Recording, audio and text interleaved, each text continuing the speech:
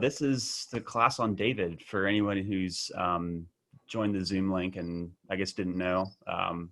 This is where you are. This is a discussion-based class, so I'll have lots of things to say, and Dave will have lots of things to say for the classes he'll be teaching. But it'll be a lot more fun if you feel free to speak up with any questions or comments or discussion points here and there. So speak up. Encourage you to speak up. I'd like to start off with kind of a background on sort of the rationale for this class and what got me interested in David. So about 4 years ago, I was 2 years out of college, working a good job. Generally, off on the right foot in terms of my career and such, but I was socially pretty isolated. I had moved back to Pittsburgh. The office I worked at and still work at is it was very near my parents' house, so I was living with my parents. As you might guess, I didn't. It's hard to make friends out of college. A lot of times, that was the case with me. There was also I had attempted to. I'd made some attempts to get out into the dating scene, and was generally unsuccessful in doing so. And around this kind of like 4 years ago mark, I developed an ultimately harmless, but at the time very distressing medical condition that, along with the other circumstances of my life, made me very pessimistic about my ability to, whether I would able to, for instance, ever get married and have a family. During this time, my mother was my sort of chief confidant, spiritually speaking. And she had this persistent and rather irritating confidence that I would, in fact, meet a girl, get married, all that stuff. I say irritating because it was contrary to what I knew to be true, which was essentially that God had already blessed me with so many things, and with sending His Son to die for my sins, which is the greatest blessing that I could have ever hoped for. He didn't owe me anything. He didn't owe me a wife. And though I do still think I am technically correct in how I was thinking about that, I think to do otherwise would kind of stray into prosperity gospel territory. I had developed during this time a kind of a warped view of God, as not quite a miser in terms of blessings, but as as someone who, having given blessings before to a recipient myself who was not as appreciative as I should have been, had maybe grown kind of cold. So it was during this time that I, at one point, had the mental clarity to realize this, and for whatever reason, I can't remember the exact train of thought or circumstances, but I kind of fixated on King David as kind of a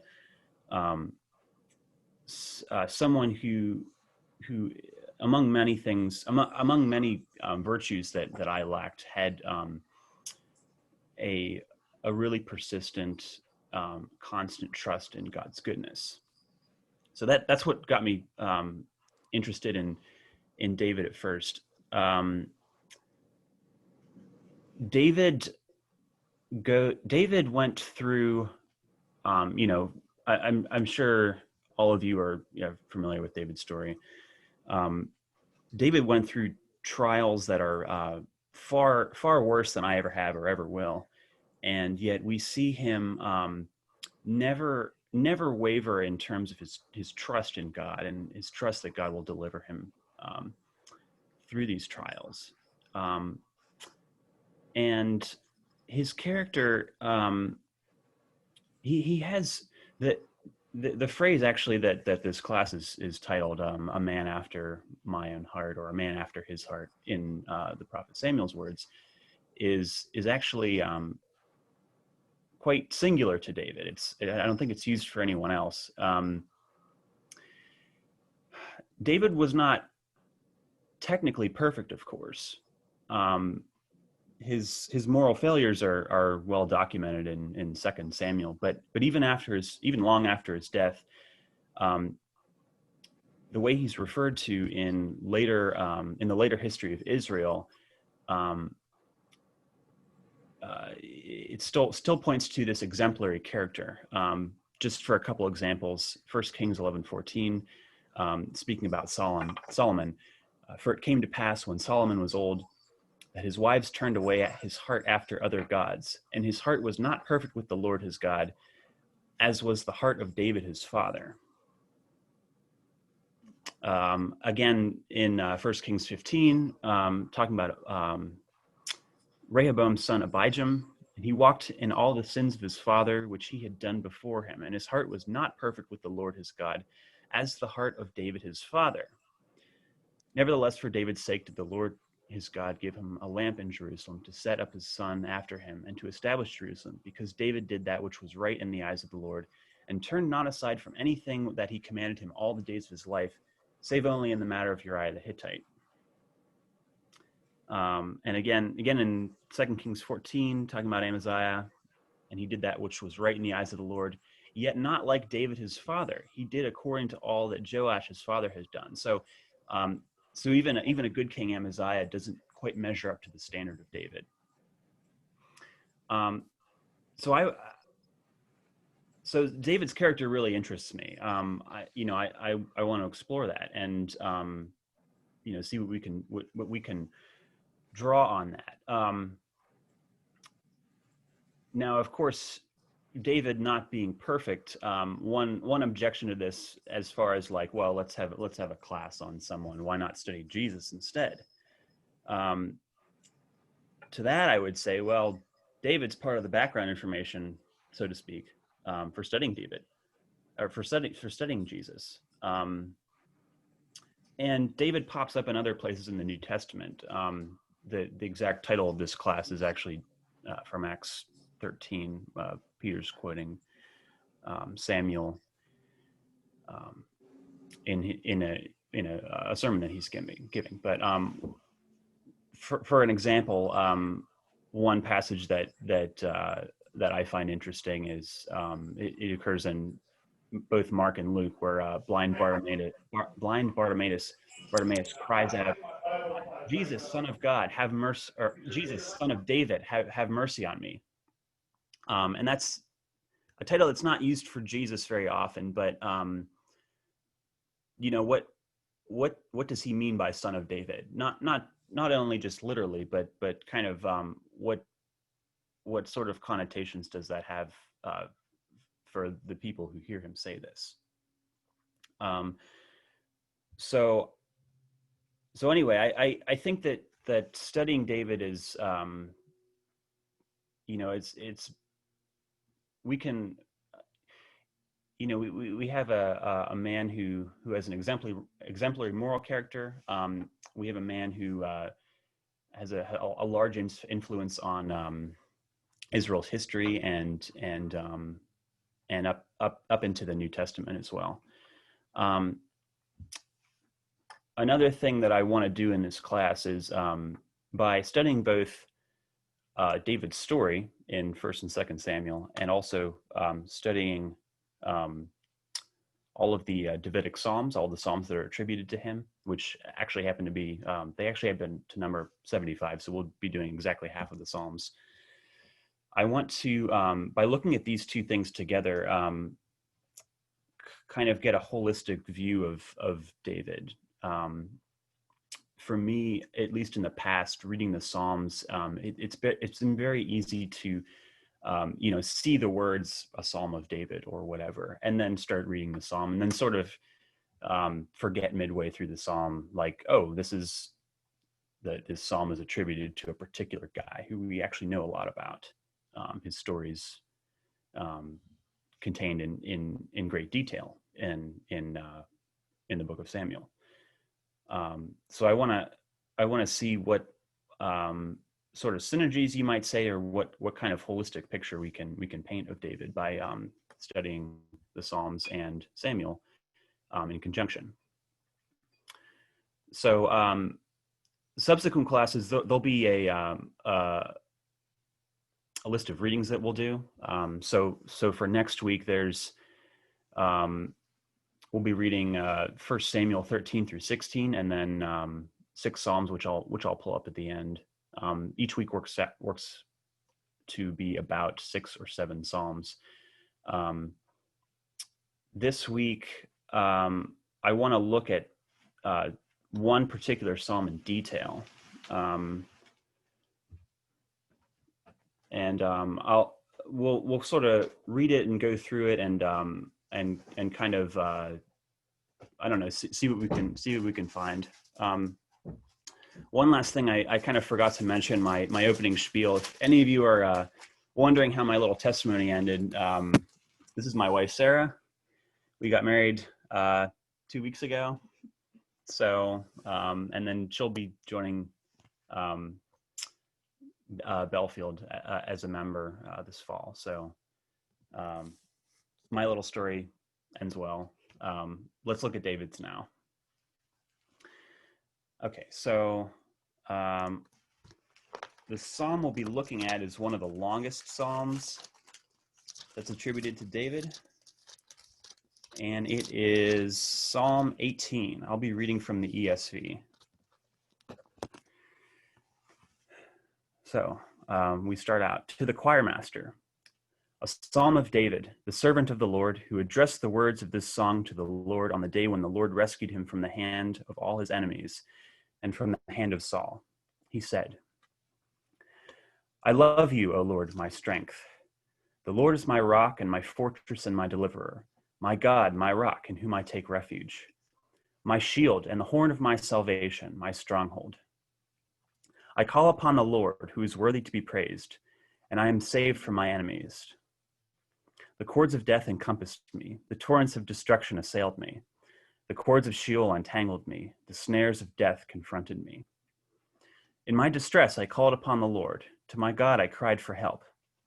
From his temple he heard my voice, and my cry to him reached his ears. Then the earth reeled and rocked, the foundations also of the mountains trembled and quaked because he was angry. Smoke went up from his nostrils, and devouring fire from his mouth. Glowing coals flamed forth from him. He bowed the heavens and came down. Thick darkness was under his feet. He rode on a cherub and flew. He came swiftly on the wings of the wind. He made darkness his covering, his canopy around him, thick clouds dark with water. Out of the brightness before him, hailstones and coals of fire broke through his clouds. The Lord also thundered in the heavens, and the Most High uttered his voice, hailstones and coals of fire.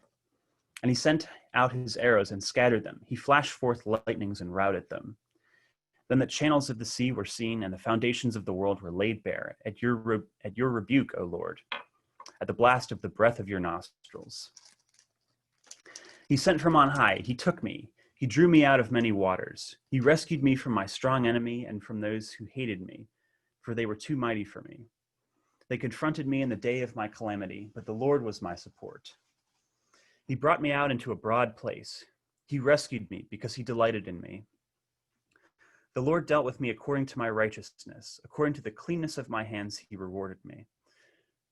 For I have kept the ways of the Lord and have not wickedly departed from my God.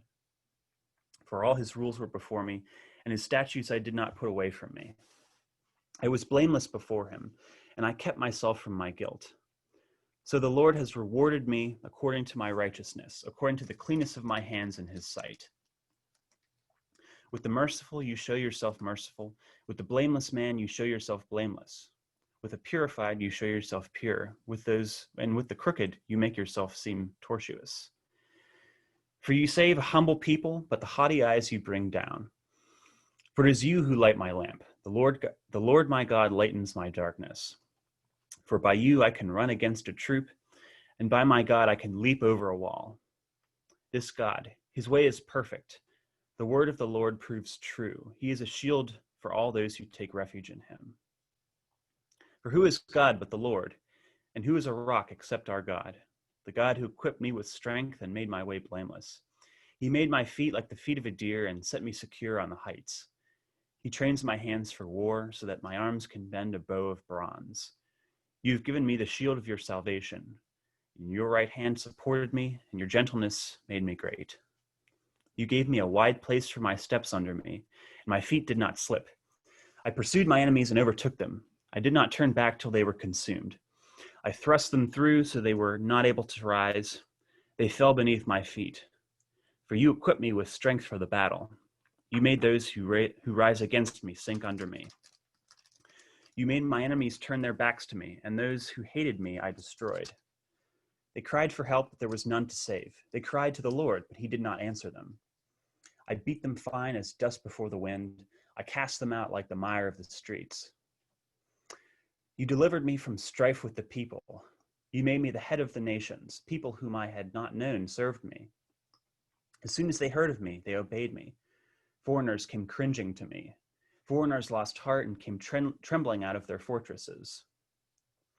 The Lord lives, and blessed be my rock, and exalted be the God of my salvation. The God who gave me vengeance and subdued peoples under me, who delivered me from my enemies. Yes, you exalted me above those who rose against me. You rescued me from the man of violence. For this I will praise you, O Lord, among the nations, and sing to your name. Great salvation he brings to his king, and shows steadfast love to his anointed, to David and his offspring forever. Okay, it's a pretty long one. So a couple things I want to look at here, in no particular order, but what sort of man is David? I just looking at who's on this call, I doubt anyone here is not familiar with David. I guess for everyone here, how does what we know about David color or sort of flesh out and form the words of this psalm?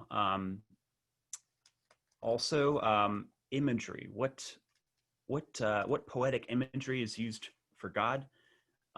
What does this say about God himself and about the psalmist? So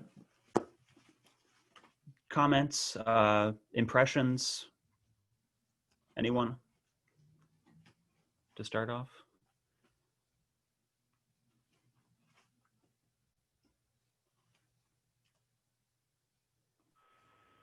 When you read verse 16, he sent from on high and took me and drew me out of many waters. I was reminded of what he told Saul when he decided not to assassinate him, that I'm badly paraphrasing, but that he wasn't going to take the throne on his own. He was going to wait for the Lord to give it to him. Sure, yeah. Let me see if I can find that. I'll interject. I'll add to that. This is maybe not. Let me see if I can. Hold on a sec. Well, I'm a little scatterbrained here. I don't know. We'll just forget about the reference. But the many waters, maybe a little bit less explicitly than verse 4. There's a reference to something called a wadi, and it's a dry riverbed that floods after that. It flash floods after a heavy rain, and David uses this imagery here and there to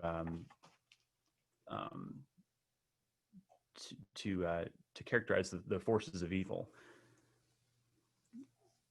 So I can't remember exactly with whether the many waters that the Lord draws him out of refers to this, but I don't know. It's something I found interesting in my studies. If any of you are interested in um, I don't know, the geography of the Middle East, that's one feature that pops up here and there in David's story. But yeah. What you were looking for, Kevin, I think is in 1 Samuel 24.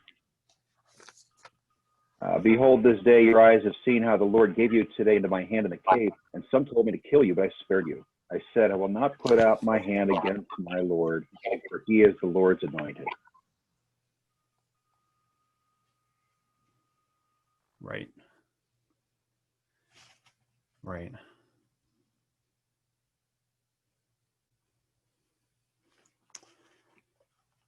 Right. And we'll see elsewhere. David takes that very seriously. That Saul is the Lord's anointed. Yeah. Moving back to David's character, I think in this psalm we see him as a man of great thankfulness. Kind of at the intro to the psalm, we can see that he wrote this on the day of a great military victory. And another man might seek to give credit to himself, to his soldiers, more earthly reasons why they won the battle. But throughout all these verses, David does nothing but give thanks unto the Lord. And I think that's a takeaway that we can all think of in our own lives when we accomplish great things, looking to it as the Lord who has done it for us and not our own strength. Yeah, that's that actually is another thing that a feature of this psalm that I think is very important to note here. Thank you, Sarah. In various places in this psalm, David either talks of the Lord saving him from forces that he cannot overcome on his own, or he credits the strength that he does have to the Lord having empowered him. So David, whether he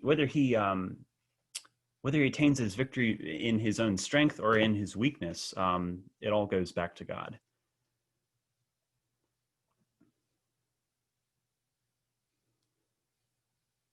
Verse 34, and some others in that section. He trains my hands for war so that my arms can bend a bow of bronze. Later on, your gentleness made me great. Yeah.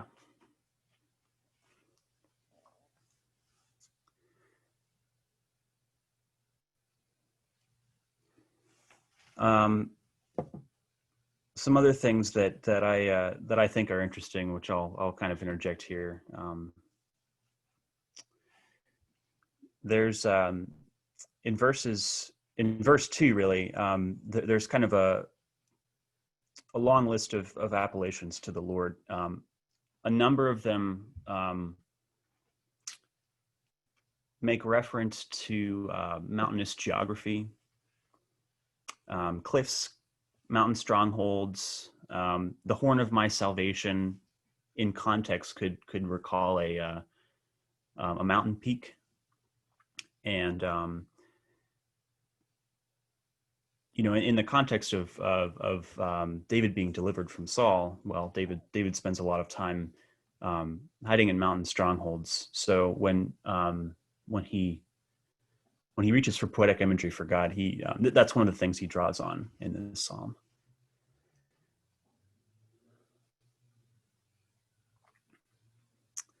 What else do we see about David's character here? I mean, there's a lot here. So I guess maybe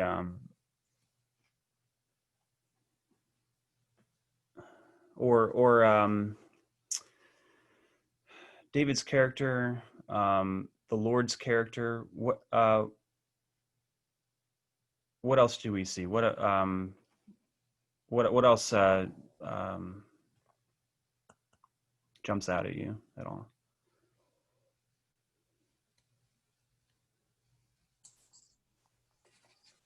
I was about to say, as I read it, there's a sense of preparation thing in the early stages of his life, that God in a way is preparing him for faith and trust in God, so that in the latter part of his life, he can believe in God and carry on.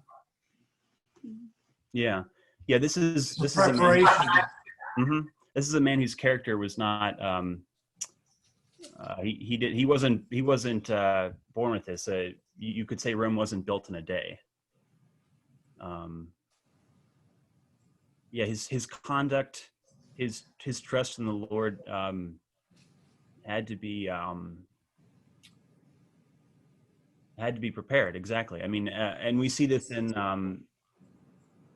I think of his words in 1 Samuel 17 when he talks about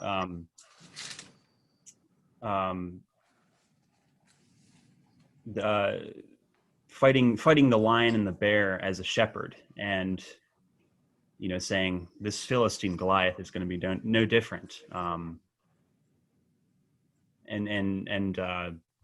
drawing on his trust of the Lord in that way. Yeah. Good.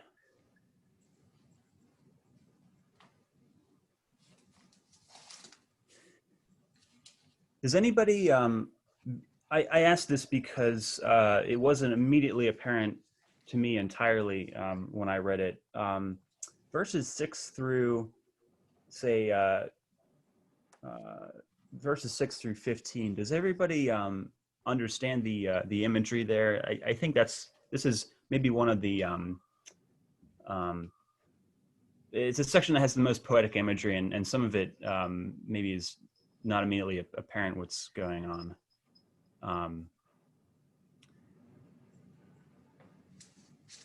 The earth reeled and rocked, the foundations of the mountains trembled. Smoke went up from the Lord's nostrils, devouring fire from his mouth. This whole section describes the Lord as a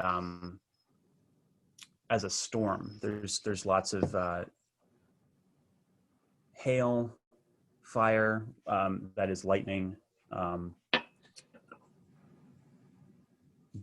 thick darkness under his feet. The darkness in this case refers to thunderclouds.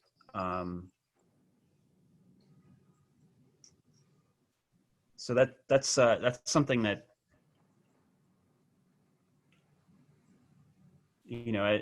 David chooses to characterize God in this way.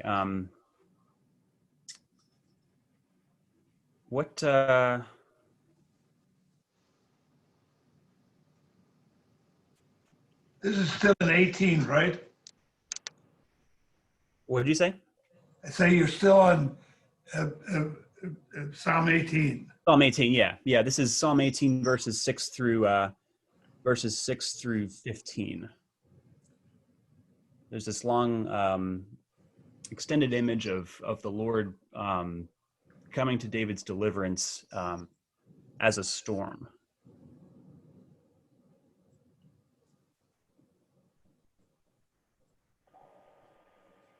So what might? Kevin? Oh, go ahead. It strikes me that a lot of the imagery sounds like Mount Sinai. Israel comes out of Egypt and they get to Mount Sinai, and then the Lord comes down on Mount Sinai, and that ties all the plagues that he had brought on Egypt into the same arena as his own appearing to Israel in the cloud on the mountains, the thick smoke and the fire, and then eventually the sound of God's voice giving them the Ten Commandments. So it seems to me kind of like David has drawn on that as his own source and origin. It's just an answer to his, well, it's not a simple prayer. The cords of death had surrounded him and confronted him, and in his distress he calls on the Lord, and that's verse 6. My cry for help came before him into his ears, and then bang, the whole earth exploded and everything changed. And it's one of the most dramatic passages in all of Scripture, except some of the prophetic apocalyptic languages. Sorry, It's okay. I fixed that. Speaking of dramatic entrances, yeah. But yeah, no, I didn't pick up on the connection with Sinai, but that's exactly right. Because I mean, the Lord's appearance at Sinai is terrifying. It's, you know, he makes a mighty and very terrifying appearance. I can't remember which verse it is exactly, but when the people respond to Moses, no, you go talk to God, but we won't, you know, don't let him talk to us because we'll die. You know, he's there's the sheer power there is overwhelming. Yeah, that's a good connection there.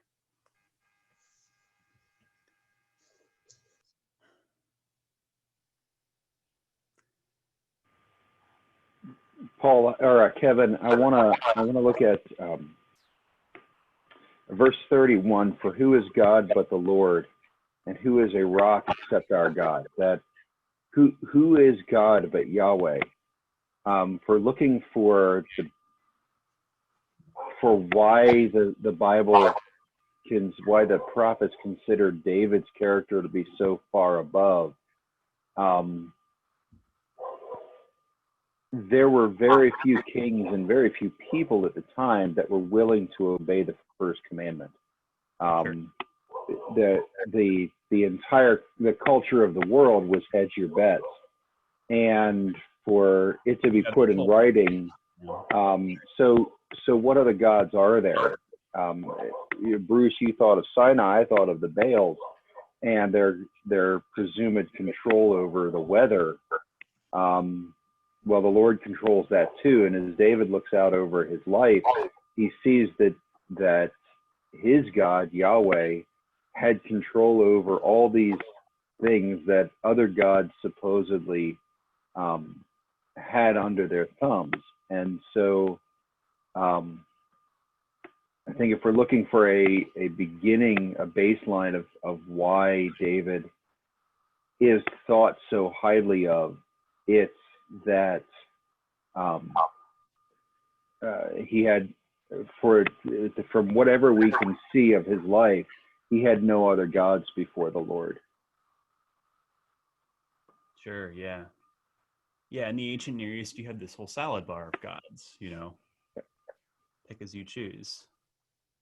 This is going away from that, those verses, but in verses 35, well, I guess 35, thou hast also given me the shield of thy salvation, and thy right hand upholds me, and thy gentleness makes me great. The other word for gentleness there is condescension.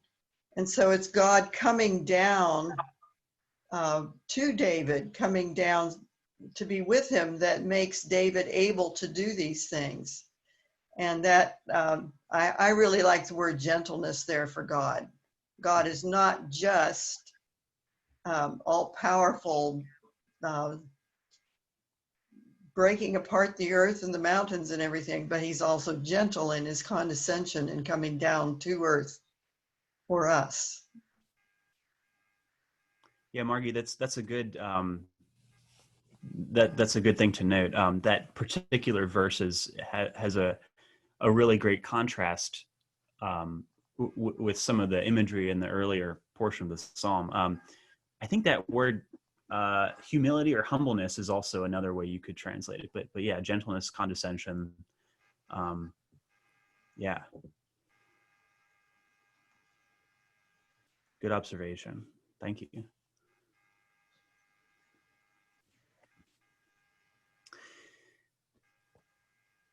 What do we make of some of David's other words? I guess I'm looking at 37 through 45, broadly speaking. I pursued my enemies and overtook them. I did not turn back till they were consumed. I thrust them through so they could not rise, etc. Later in verse 42, for example, I beat them fine as dust before the wind. I cast them out like the mire of the streets. What do we make of some of that imagery? It strikes me as being a bit parallel to the language. I am unmuted. You can hear me, right? I can hear you. Yeah, you're good. Sorry. The language of Moses and the blessings, they come to the border, and they some of them on Mount Gerizim, some of them on Mount Ebal, and they the blessings have to do with the running of the enemies away. One Israelite will chase 100, and 10 will chase 1,000, and it goes upward from there. And then it gets turned around in the curses, and they'll be chased by their enemies, and they'll even run when nobody's so this success over the enemy sounds a lot like that language of blessing, or if you don't obey and walk with the Lord, the cursing.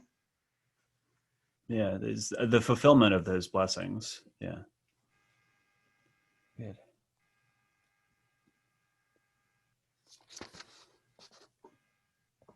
Kevin, this also reminded me of when the Lord commanded the Israelites to go in and when they were claiming Israel the first time, to completely get rid of everyone in the land, which they did not do, which ended up causing problems later on, and how this parallels our lives, and how we want to root out sin in every area of life, and how when we don't, it ends up festering and growing and causing problems later on. So that's what that section made me think of. Yeah. And in various points in David's story, we'll see him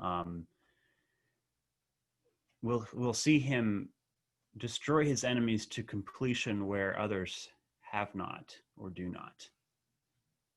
Yeah, that's good. One of my observations in this passage was, and the Psalm in general is just very basic, that this is a warrior's prayer. There's David was a man of war. He fought for much of his life, and this retrospective psalm looks back on a lot of physical combat, and that not only what David remembers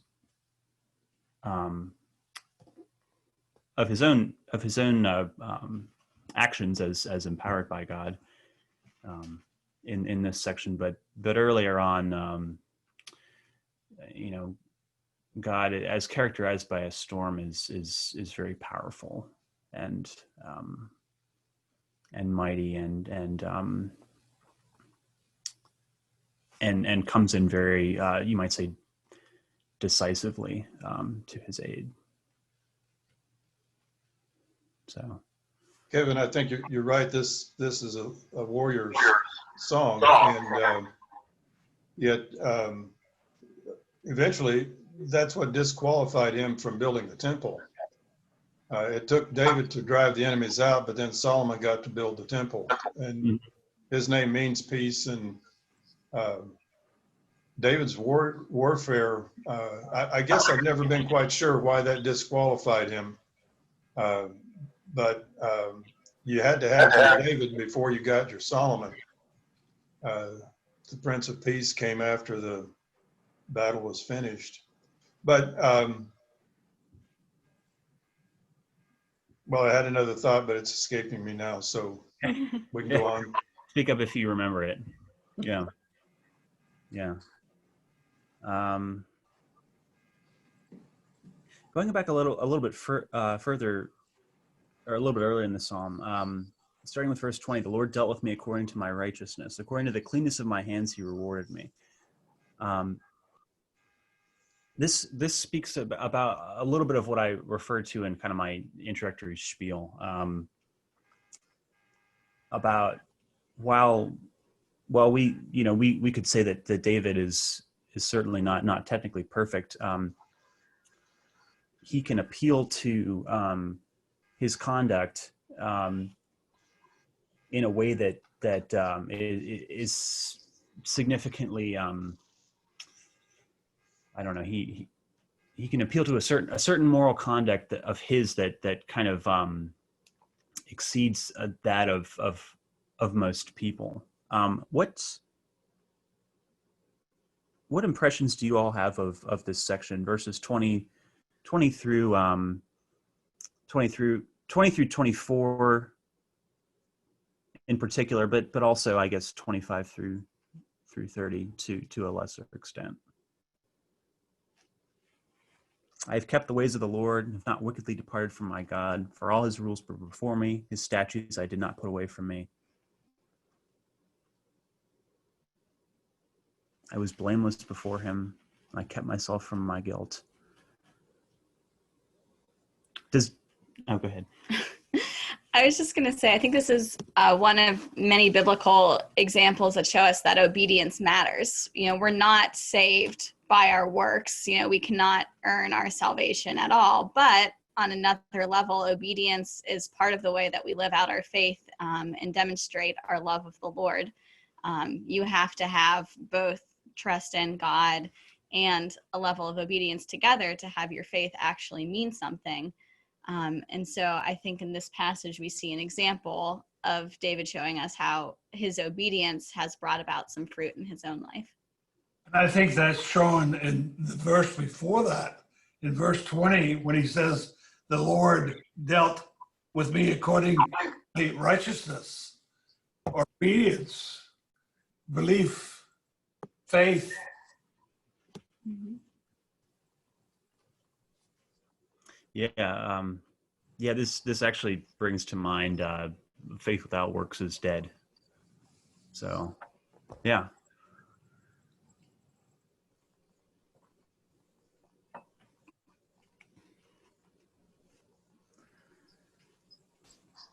Let's see. Sorry. Go ahead. Yeah. I'd left it unmuted for too long. Anyway, sorry. What either you or David read a verse, and I don't remember where it was from. You can tell me. It says he was a good man except in the matter of Uriah. Mm-hmm. Yes. So the scriptures never forget Uriah and the behavior of David in that setting. And it interests me, following up on that, is in Romans chapter 4, when Paul is working on the doctrine of justification by faith. He quotes David using Psalm 32. How blessed is the man to whom the Lord does not impute iniquity. And then Paul takes that negative statement out of Psalm 32 and turns it exactly around the opposite way. And that's the demonstration of the righteousness we receive by faith. And he's connecting that to the thing of Abraham being justified by his faith. So he finds the same doctrine in the negative statement of God does not impute our iniquities against us. Mm-hmm. Yeah, and blessed is the man, right, to whom his right. Yeah, thanks. That passage was 1 Kings 15, 3-5. So the save only in the matter of Uriah the Hittite.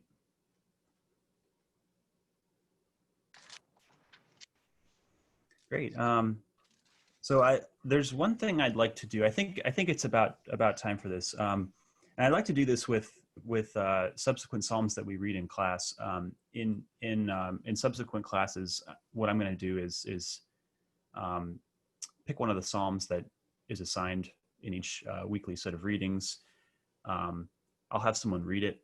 We'll discuss it, and then at the very end, I'd like for it to be reread and get some brief impressions, and also see if kind of diving into the psalm and sort of looking at it and opening up kind of reveals things on a second reading. So I'll let me read Psalm 18 again, and I'll get a few last impressions on if anything else just from this reading came out or struck people. Psalm 18 again. To the choir master, a psalm of David, the servant of the Lord, who addressed the words of this song to the Lord on the day when the Lord rescued him from the hand of all his enemies and from the hand of Saul. He said, I love you, O Lord, my strength. The Lord is my rock and my fortress and my deliverer, my God, my rock, in whom I take refuge, my shield and the horn of my salvation, my stronghold. I will call upon the Lord, who is worthy to be praised, and I am saved from my enemies. The cords of death encompassed me, the torrents of destruction assailed me, the cords of Sheol entangled me, the snares of death confronted me. In my distress I called upon the Lord. To my God I cried for help. From his temple he heard my voice, and my cry to him reached his ears. Then the earth reeled and rocked, the foundations also of the mountains trembled and quaked, because he was angry. Smoke went up from his nostrils, and devouring fire from his mouth. Glowing coals flamed forth from him. He bowed the heavens and came down. Thick darkness was under his feet. He rode on a cherub and flew. He came swiftly on the wings of the wind. He made darkness his covering, his canopy around him, thick clouds dark with water. Out of the brightness before him, hailstones and coals of fire broke through his clouds. The Lord also thundered in the heavens, and the Most High uttered his voice, hailstones and coals of fire. And he sent out his arrows and scattered them. He flashed forth lightnings and routed them. Then the channels of the sea were seen, and the foundations of the world were laid bare. At your rebuke, O Lord, at the blast of the breath of your nostrils. He sent from on high and took me. He drew me out of many waters. He rescued me from my strong enemy and from those who hated me, for they were too mighty for me. They confronted me in the day of my calamity, but the Lord was my support. He brought me out into a broad place. He rescued me because he delighted in me. The Lord dealt with me according to my righteousness. According to the cleanness of my hands, he rewarded me. For I have kept the ways of the Lord. I have not wickedly departed from my God. For all his rules were before me, and his statutes I did not put away from me. I was blameless before him, and I kept myself from my guilt. So the Lord has rewarded me according to my righteousness, according to the cleanness of my hands in his sight. With the merciful you show yourself merciful. With the blameless you show yourself blameless. With the purified you show yourself pure. And with the crooked you make yourself seem tortuous. For you save a humble people, but the haughty eyes you bring down. For it is you who light my lamp. The Lord my God lightens my darkness. For by you I can run against a troop, and by my God I can leap over a wall. This God, his way is perfect. The word of the Lord proves true. He is a shield for all those who take refuge in him. For who is God but the Lord? And who is a rock except our God? The God who equipped me with strength and made my way blameless. He made my feet like the feet of a deer and set me secure on the heights. He trains my hands for war, so that my arms can bend a bow of bronze. You have given me the shield of your salvation, and your right hand has supported me, and your gentleness made me great. You gave me a wide place for my steps under me, and my feet did not slip. I pursued my enemies and overtook them, and I did not turn back till they were consumed. I thrust them through so that they were not able to rise. They fell beneath my feet. For you equipped me with strength for the battle. You made those who rise against me sink under me. You made my enemies turn their backs to me, and those who hated me I destroyed. They cried for help, but there was none to save. They cried to the Lord, but he did not answer them. I beat them fine as dust before the wind. I cast them out like the mire of the streets. You delivered me from strife with the peoples. You made me the head of the nations. People whom I had not known served me. As soon as they heard of me, they obeyed me. Foreigners came cringing to me. Foreigners lost heart and came trembling out of their fortresses. The Lord lives, and blessed be my rock, and exalted be the God of my salvation. The God who gave me vengeance and subdued peoples under me. who delivered me from my enemies. Yes, you exalted me above those who rose against me. You rescued me from the man of violence. For this I will praise you, O Lord, among the nations, and sing to your name. Great salvation he brings to his king, and shows steadfast love to his anointed, to David and his offspring forever.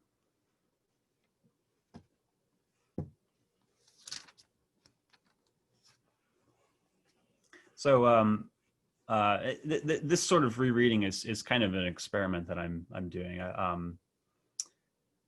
Did anybody get a different impression after having discussed it? After I reread it? Not a different impression, but something I noticed on the second reading that I didn't notice on the first reading is the repetition of the word rock all throughout the psalm. I think I counted maybe 4 or 5 times that David refers to the Lord as his rock. And so that just kind of reminded me of something you mentioned earlier about just the geography of some of David's stays. And you think of him hiding in caves, fighting in caves, and just the solidness of the rock all around him. Yeah, I don't think I have anything else to say. But I had the same impression, exactly the same impression. And I kept thinking of what he said about Peter, what Christ said about Peter. This is the rock on which I built my church. Sure, yeah. It's a powerful metaphor. Yeah. Good. Yeah, we see some of David's character, his personal experience shine forth through this psalm.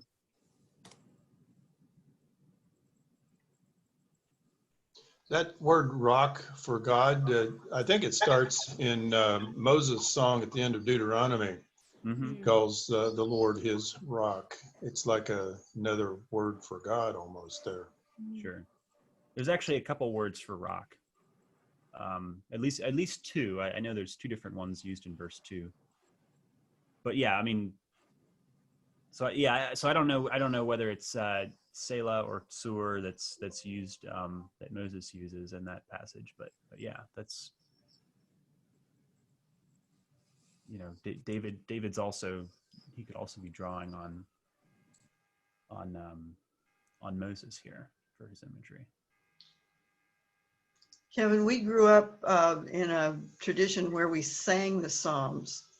And so as we went through this, this is a long psalm, so it has several parts in the book of Psalms for singing. Sure. But I could sing this all the way through with different tunes. So Nice. kind of interesting. Yeah. I've heard of that. Not Certainly you're going to do it now. Yeah. Maybe I'll make you sing the next week's reading for us. Well, let me know ahead of time. Okay, sure. Yeah, but I mean, that's another thing that you know, I'm sure has been pointed out before, but these psalms are we read them commonly as poems that aren't set to music, but really they were set to music. We've lost the original music, but you know, when we have I think it's often called a metrical psalter. But that kind of recaptures the fact that these psalms are they're sung corporately. So yeah, that's good.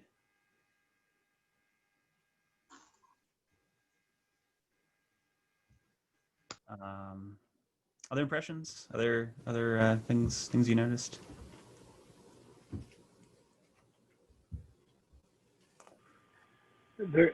And what hit me this time was the what I guess I would call the imminent presence of God for David. He makes my feet do this. He makes my hands do this. I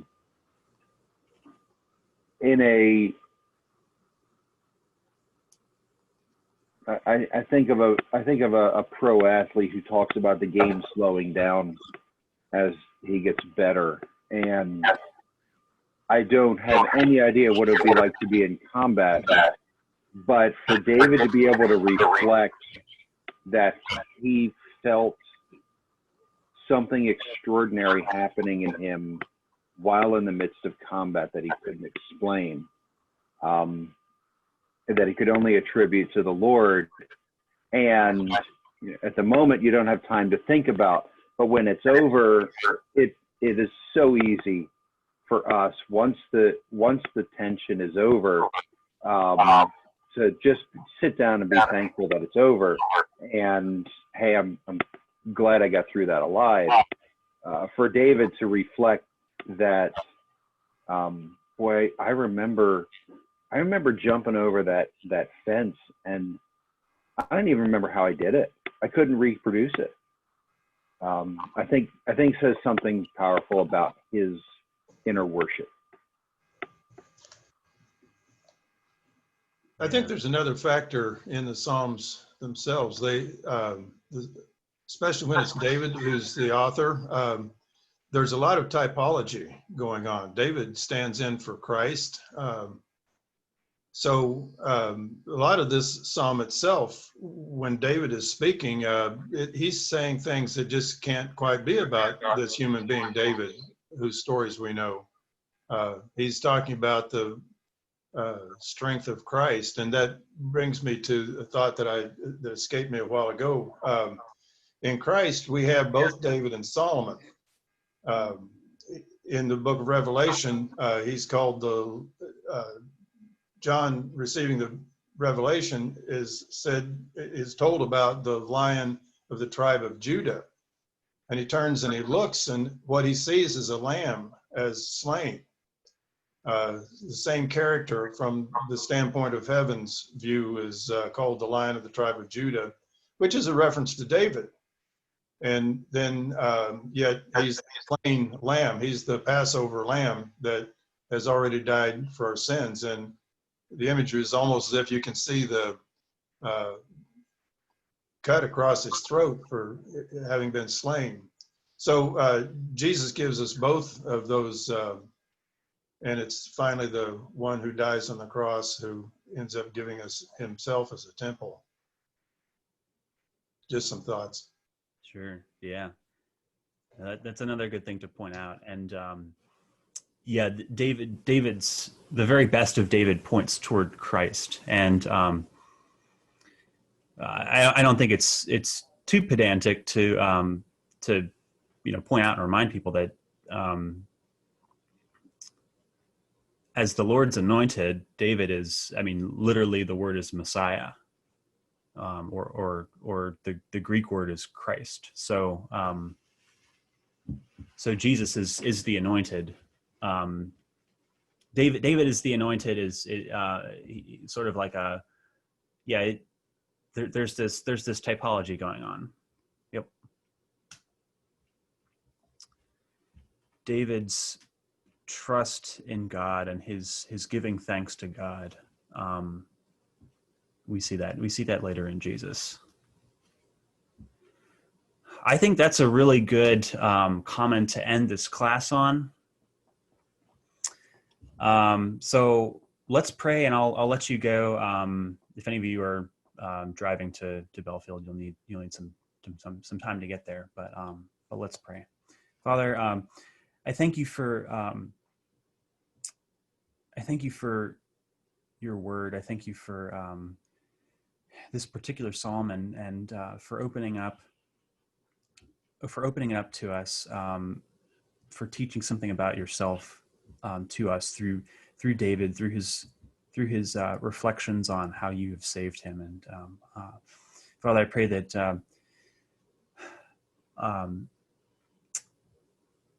as we continue studying David, that we would get closer to you and know you better. In your name, amen. Thank you all for coming. What do we read for next week? Oh yes. Let me pull that up. Real quick here.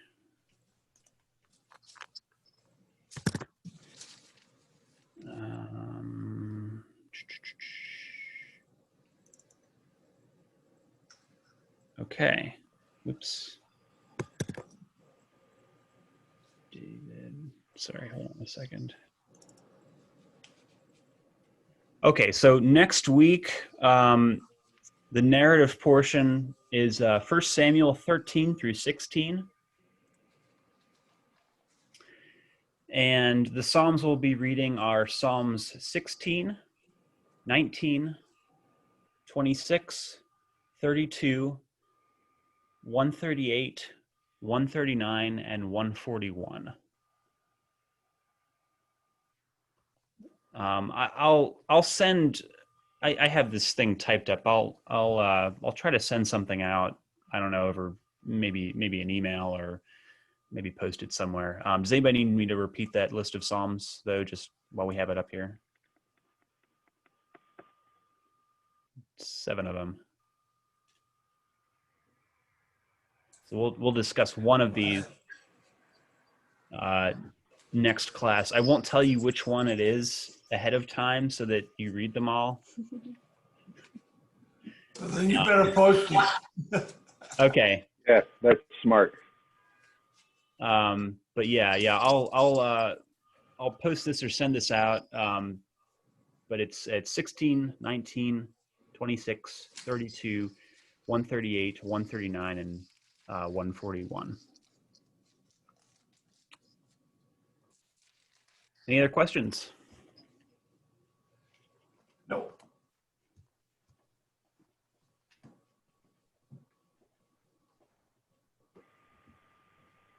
Okay, well, thank you all for coming. Paul, thanks for hosting us on Zoom. Hope to see you all next week. Yeah. Thanks, Kevin. Good job. Thank you. Thank you, Paul.